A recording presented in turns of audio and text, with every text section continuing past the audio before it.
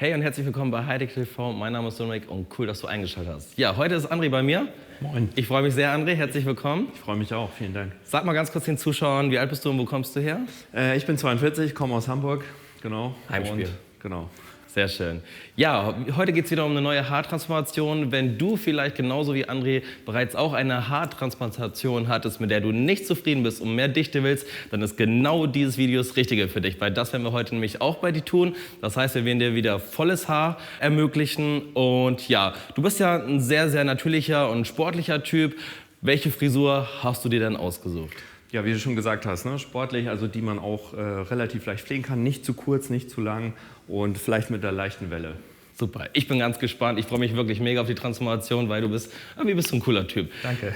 Euch wünsche ich auch ganz viel Spaß und wir sehen uns später. Bis dann.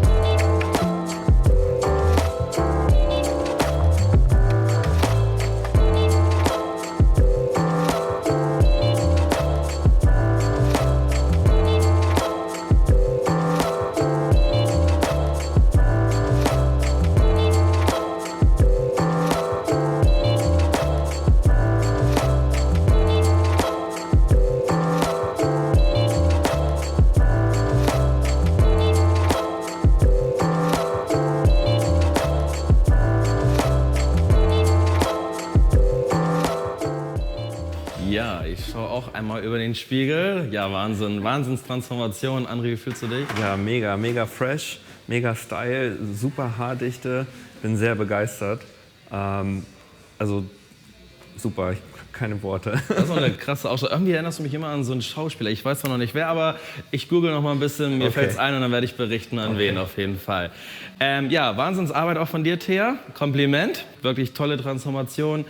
Ja, Leute, ich hoffe, euch hat die Transformation auch gefallen. Und ansonsten checkt auf jeden Fall mal die anderen Videos. Ich lasse euch mal direkt eins einblenden und wünschen euch ein schönes Wochenende von dieser Stelle aus Hamburg. Bis bald. Ciao, euer Dominik, Thea und André.